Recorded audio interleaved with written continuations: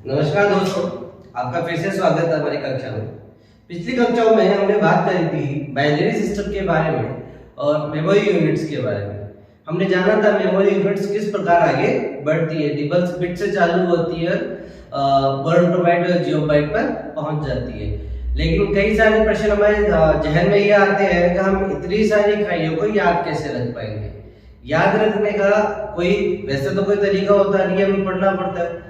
लेकिन अगर फिर भी हम याद रखना चाहें तो मेरे पास एक शॉर्ट ट्रिक है जिसे काम में लेकर हम इनको याद में ला सकते हैं। मतलब वो शॉर्ट ट्रिक के माध्यम से हम चीजों को जान पाएंगे, लिख पाएंगे, है ना, समझ पाएंगे। तो देखो शॉर्ट ट्रिक क्या है, पहले शॉर्ट ट्रिक देख लो। हम लिखेंगे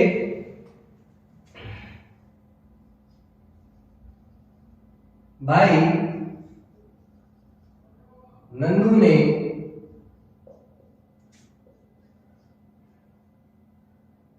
भाई कुमार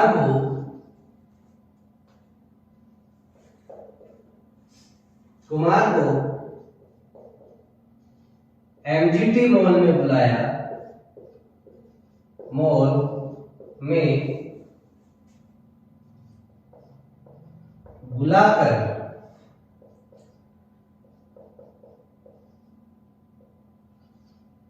पिच पिलाई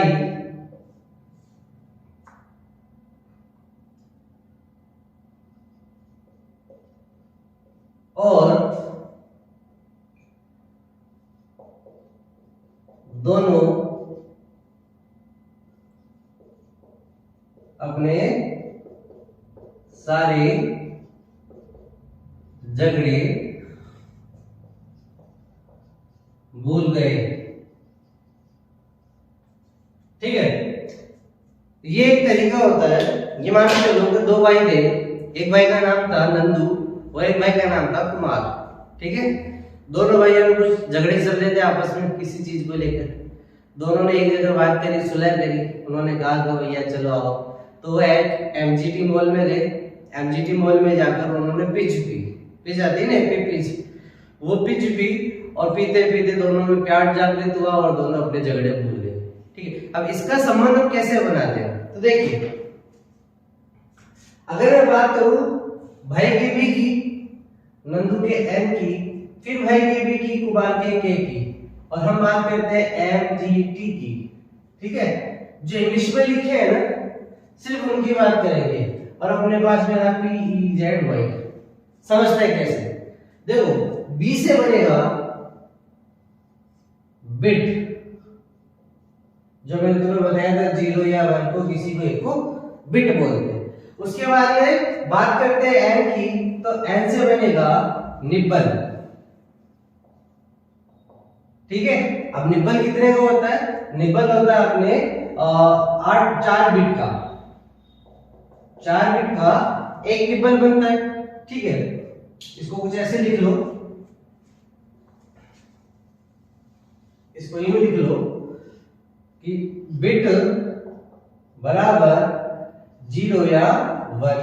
फिर बात करें एन की, नंदू के एन की, तो देखो 4 बिट बराबर एक निब्बल होता है। क्या होता है? निब्बल होता है।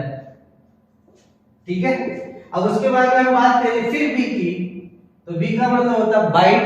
तो अगर मैं ये कहूं कि 2 निब्बल या 8 बिट,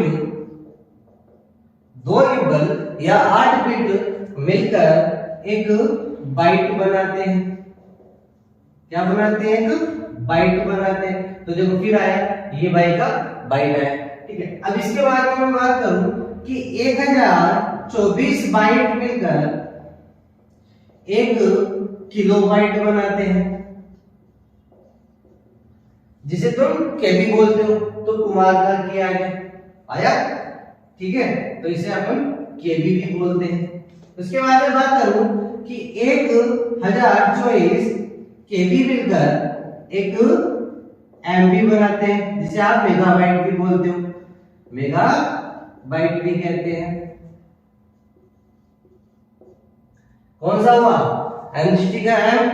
अब इसके बारे में मैं बात करूं तो 1024 एमबी मिलकर एक गीगाबाइट बनाते हैं। क्या बनाते हैं? गीगाबाइट, जिसका मतलब मैं जीबी से भी ले सकता हूं। तो एनजीटी के बारे में उसका जी दैट मींस गीगाबाइट। 1024 एमबी मिलकर एक गीगाबाइट बनाते हैं। अब आगे बात करूं तो 1024 जीबी मिलकर एक टेराबाइट बनाते हैं। क्या बनाते हैं? टेराबाइट, जिसे तुम क्या कह सकते हो? टीबी, जिसे तुम टीबी भी कह सकते हो। तो एनजीटी का टी आ गया। ठीक है, अब इसके बाद में बात करूं कि 1024 टीबी मिलकर 1024 टीबी मिलकर एक पेटाबाइट बनाते हैं। क्या बनाते हैं? एक पेटाबाइट बनाते हैं। एक पेटाबाइट बनाते हैं, जिसे तुम पीबी भी कह सकते हो। ठीक है, अब इसके बाद में बात करूं मैं कि 1024 पीबी मिलकर एक हेक्साबाइट बनाते हैं। क्या बनाते हैं? एक हेक्साबाइट, जिसे तुम ईबी भी कह सकते हो, है ना।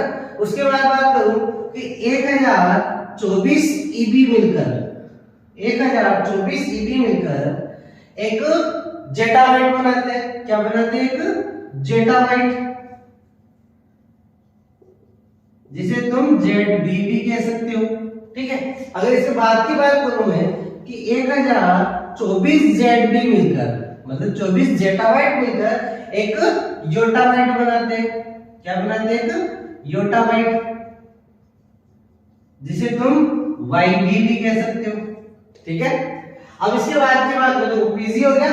अब आता है अपने पास में बी और जी। तो देखो, अब इसके बाद में बात करूं कि 1024 वाईबी मिलकर मतलब योटाबाइट मिलकर क्या बनाते हैं? एक बोरेंटोबाइट,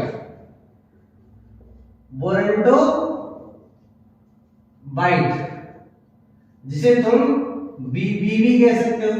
फिर अगर 1024 बीबी की मैं बात करूं तो 1024 बीबी मिलकर एक जियोबाइट बनाते हैं। क्या बनाते हैं? एक जियोबाइट, जिसे तुम जीईओबी भी कह सकते हो, जियोबी भी कह सकते हो। ठीक है, तो देखो ये इतनी सारी इकाइयों को याद रखने का और समझने का मात्र इतना सा लिखे हुआ है कि आप एक चीज लिखेंगे कि भाई नंदू ने भाई कुमार को एनजीटी मॉल में बुलाकर पिस पिलाई और दोनों भाई अपने सारे झगड़े भूल गए। इतनी सी चीज याद रखो, सारी चीज याद हो जाएगी ऑटोमेटिक। ठीक है, जैसे बी से बना बिट, एल से बना निपल, उसके बाद फिर बी से बना अपने बाइट, फिर के से बना किलोबाइट, एल से बना मेगाबाइट, जी से बना गीगाबाइट, टी से बना टेराबाइट, पी से पेटाबाइट, ई से हेक्साबाइट, जेड से जेटाबाइट, यो से वाई से योटाबाइट और बी से बना बोरेंटोबाइट और जो भूल गए का गए था उसका बना जियोबाइट। ठीक है, तो अगर लिखना चाहो तो लिख लो, 2 मिनट का वक्त है, लिख लीजिए।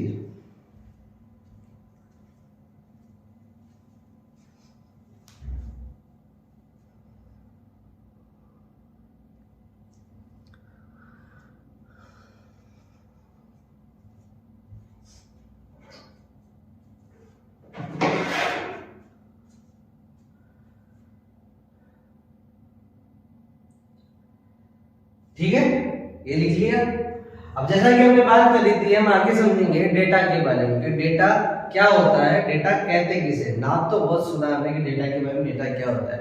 ये लिख लिया तो ठीक है, स्क्रीनशॉट ले लेना इसका।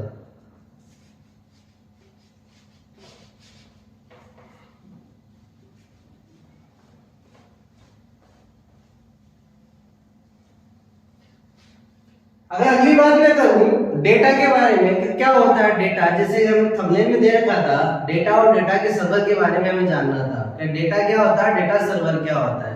तो देखो, डेटा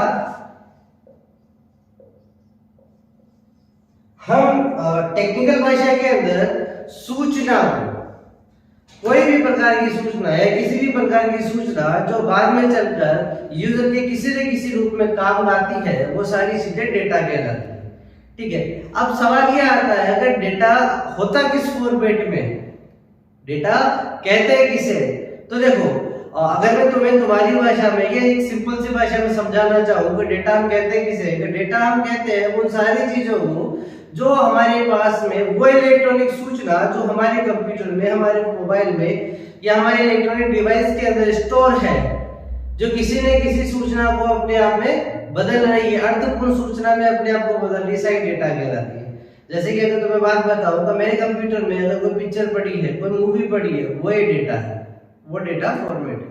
अगर कोई ऑडियो पड़ा है, कोई गाना पड़ा है, वो भी एक डेटा है, ठीक है। कोई अगर किसी की फोटो पड़ी है तो वो भी एक डेटा है।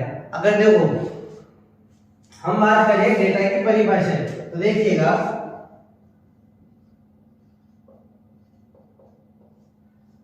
परिभाषा, डेटा की परिभाषा वह आंकड़े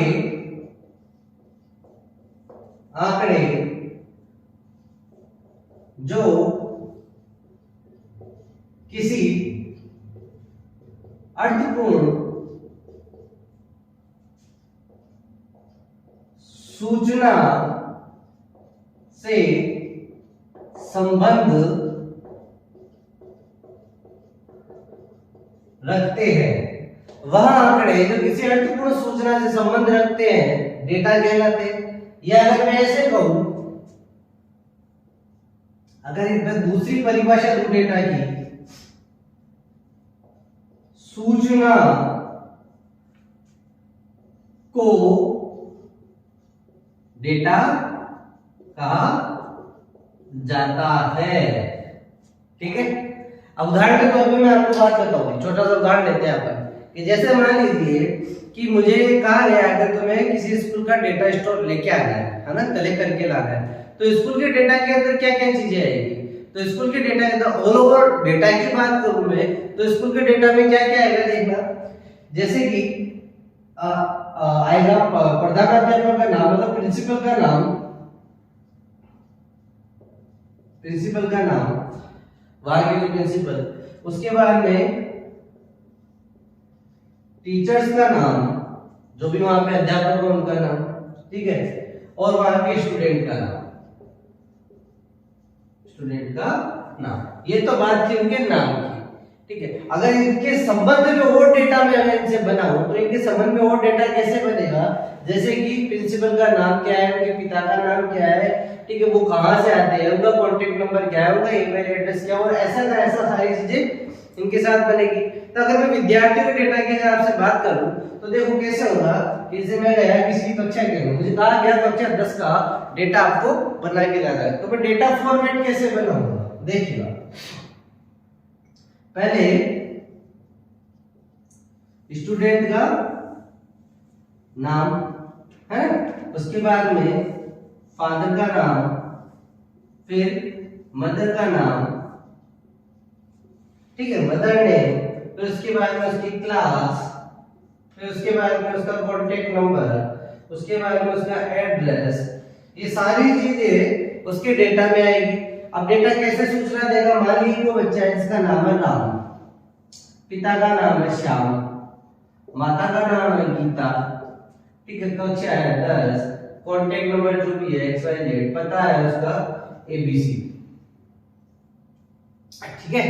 तो देखो अब मैं इस फॉर्मेट को किसी को भी पढ़वाता हूँ, किसी अननोन पर्सन को भी मैं पढ़वाता हूँ तो भाई ये क्या है, तो वो आराम से बता देगा कि एक बच्चा है, एक विद्यार्थी जिसका नाम है राम, उसके पिता का नाम है श्याम, उसकी माता का नाम है गीता, और वो कक्षा 10 में पढ़ता है, उसका कॉन्टेक्ट नंबर जो भी है वो ये है, उसका पता जो है ABC है।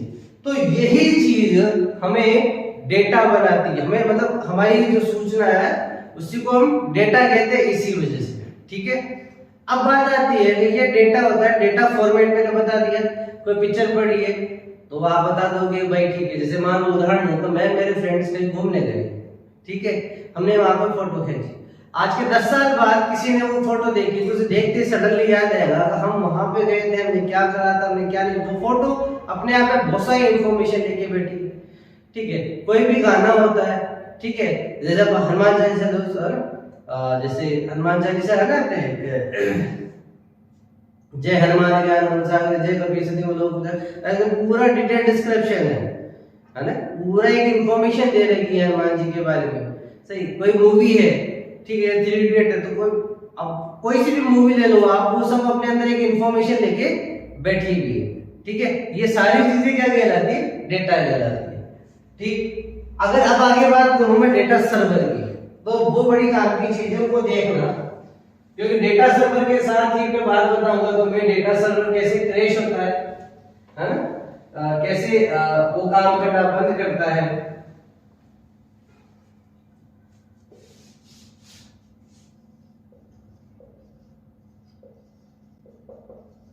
डेटा सर्वर के बारे में बात करेंगे कि डेटा सर्वर क्या होता है। तो देखो, डेटा सर्वर, अगर मैं डेटा की बात, तो तुम समझ में आ गया डेटा क्या होता है। डेटा सर्वर किसी प्रकार का एक सॉफ्टवेयर भी हो सकता है और एक हार्डवेयर भी हो सकता है। हार्डवेयर का मतलब कंप्यूटर भी हो सकता है, तो सॉफ्टवेयर प्लान भी हो सकता है, ठीक है। इतनी बात समझो। अब ये काम कैसे करता है, तो एक उदाहरण के तरीके से मैं बताता हूँ। जैसे मान लीजिए कि अभी एग्जाम चल रहे हैं माध्यमिक शिक्षा बोर्ड की, कक्षा 12 की, है ना, या फिर किसी कंपटीशन एग्जाम को लेके चलते हैं। तो मैं देखता हूँ आरपीएससी होता है, ठीक है। अब आरपीएससी को वैकेंसी निकालता है, क्या निकालता है, तो वैकेंसी निकालता है। तो अब आरपीएससी में जो रखा है, ठीक है ना, तो अब तुम्हें जैसे मैंने मेन फ्रेम कंप्यूटर के बारे में बताया था, तो आरपीएससी में वो main frame computer data server के रूप में काम करेगा। मेन फ्रेम कंप्यूटर, वो main frame computer data server के रूप में काम करेगा। अब तुम्हें पता है कि राजस्थान के अंदर 33 जिले थे, अब 50, 60, 53 जो भी है वो हो गए, ठीक है। अब आरपीएससी ने मान लीजिए कि एक वैकेंसी निकाली, तब ये तो कंपलसरी नहीं है कि सिर्फ अजमेर जिले वाला ही इसे भरेगा, है ना, या ये कंपलसरी नहीं है कि पर्टिकुलर कुछ 1-2 जिले वाले ही इसे भरेंगे। अब जितने भी जिले के लोग हैं, जितने भी जिले हमारे राजस्थान में आते हैं, वो इसे फॉर्म को भरेंगे, ठीक है।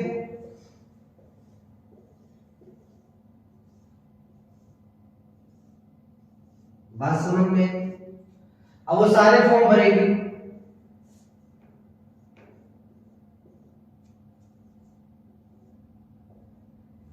और सारे जो फॉर्म भरे जाएंगे, अप्लाई करे जाएंगे, वो कहां पर आएंगे, आरपीएससी आएंगे। अब तुम ये कहोगे तो भैया कि पहले भी फॉर्म भरे जाते थे, है ना। तो देखो, पहले के प्रोसेस में और अभी के प्रोसेस में कुछ ज्यादा फर्क नहीं है। फर्क सिर्फ स्पीड का है और शुद्धता का है। कैसे कि पहले क्या होता था, जैसे मैं अपने समय की बात बताऊं कि जब इंटरनेट इतना एक्टिव नहीं था, ठीक है, तो क्या होता था, ज्यादातर फॉर्म ऑफलाइन जाते थे। अब ऑफलाइन फॉर्म में क्या होता था कि आपने किसी स्टेशनरी वाले की दुकान से फॉर्म खरीदा, ठीक है। फॉर्म खरीदने के बाद आपने उसे भरने के बाद आप पोस्ट ऑफिस गए, पोस्ट ऑफिस जाने के बाद अपने आपने डाक टिकट लगाए, जो भी डॉक्यूमेंट थे उसमें अटैच करे, एक लिफाफे में पैक करा, डाक खाने डाला। डाक खाने वाले क्या करते थे, जहां भी जिस डिपार्टमेंट में आपने उसका पता डाला है, जिस भी जगह वो डिपार्टमेंट है, वो डाक खाने वाले उसको वहां से निकालते और वहां से ट्रेन में, बस में, एरोप्लेन में, जिसमें भी उनको डाक पहुंचानी होती है वो पहुंचा देते। वहां डाक पहुंचती, वहां डाक पहुंचने के बाद फिर डाक की छटाई होती है। छटाई होने के बाद फिर जिस डिपार्टमेंट, मतलब जिस एरिया के डाक किया थे, जिस एरिया की डाक थी, जहां जानी थी वहां से वो जाती। तो ऐसे एक डाक को पहुंचने में कम से कम 4 से 5 दिन लगते थे, ठीक है, 5 दिन लगते थे। अगर मान लो उसमें कोई कमी आ गई फॉर्म भरने में, कोई भी प्रकार की दिक्कत आ गई, तो फिर वो फॉर्म वहां से वापस आता था ना, जब तक वो फॉर्म भरने की डेट निकल चुकी होती थी। अब जैसे इंटरनेट एक्टिव हुआ, है ना, सारी चीजें ऑनलाइन हुई, वैसे ही हमारा सारा काम फॉर्म भरने का किस पे आ गया, अपने इंटरनेट पे आ गया, ठीक है। तो अब यहाँ पे जो बड़े बड़े डिपार्टमेंट होते हैं, गवर्नमेंट डिपार्टमेंट, या तो यहाँ पर सॉफ्टवेयर होते हैं जो सर्वर का काम करते हैं, या फिर मेन फ्रेम कंप्यूटर होते हैं जो सर्वर का काम करते हैं। हमने जैसे बताया था ना मेन फ्रेम कंप्यूटर के अंदर कि डेटा को मेंटेन करने का काम करता है। तो देखो, अब जैसे ये जोधपुर का है बंदा, है ना, ये जोधपुर का है, ये बीकानेर का है, ये पाली का है, ये अजमेर का है, ये राजसमंद का है, ये बाड़मेर का है, ये जैसलमेर का है। सब जगह के 33, 34, 50 जिले के जितने भी बच्चे हैं ना, फॉर्म भर रहे हैं जो एप्लीकेबल है। अब सब बच्चे फॉर्म भर रहे हैं जो एप्लीकेबल है। अब होगा क्या कि जैसलमेर का बंदा भी फॉर्म भरेगा, बाड़मेर का बंदा भी फॉर्म भरेगा, है ना, बीकानेर का बंदा भी फॉर्म भरेगा।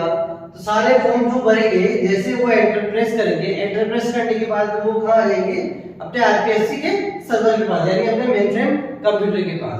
ठीक है, अब उसे ले लेगा, उसको लेने के बाद वो अपने डेटा में स्टोर कर देगा। तो ये तो बात थी फॉर्म सबमिट होने की, डेटा सर्वर में आने की। लेकिन कई बार हम ये जानते हैं, हम देखते हैं कि जब हम दुकान पे जाते हैं, दुकान वाला भी कहता है भैया कि अभी तो सर्वर डाउन चल रहा है ना। डाउन चलने का सेंस उसकी भाषा में क्या होता है, सर्वर स्लो चल रहा है। या अगर मैं बात करूं तो वो कह रहा है भैया सर्वर ही नहीं आ रहा है, तो दैट मींस सर्वर क्रैश हो गया। ठीक है, तो डाउन कैसे होता है ना, इस बात को समझो। तो देखो ऐसा है कि जैसे मान लो मैं अपने आप पे लेके चलूं तो मेरी कैपेसिटी है कि मैं 100 किलो वेट उठा सकता हूं। ठीक है, 100 किलो वेट उठा सकता हूं, मैं 100 किलो वेट उठा के चल लूंगा। लेकिन क्या करा आप लोगों ने, मुझ पे 150 किलो वजन रख दिया। अब 150 किलो वजन रख दिया, लेकिन उठा तो रहा हूं लेकिन चल मैं धीरे धीरे रहा हूं।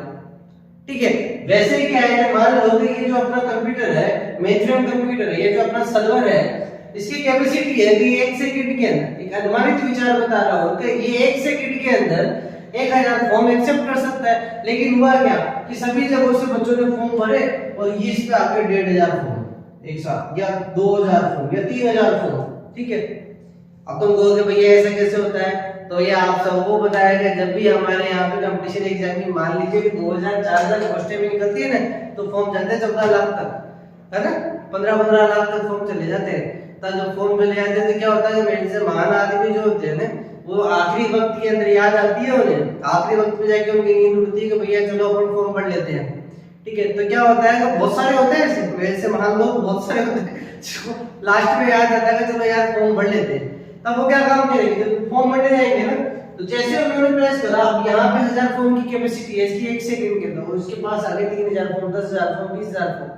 अब क्या होगा, ये एक साथ उस सारी चीज को एक्सेप्ट तो करेगा, क्योंकि इसका काम है एक्सेप्ट करने का, फॉर्म लेने का इसका काम है, लेकिन ये करने के बाद उसे स्लो हो जाएगा।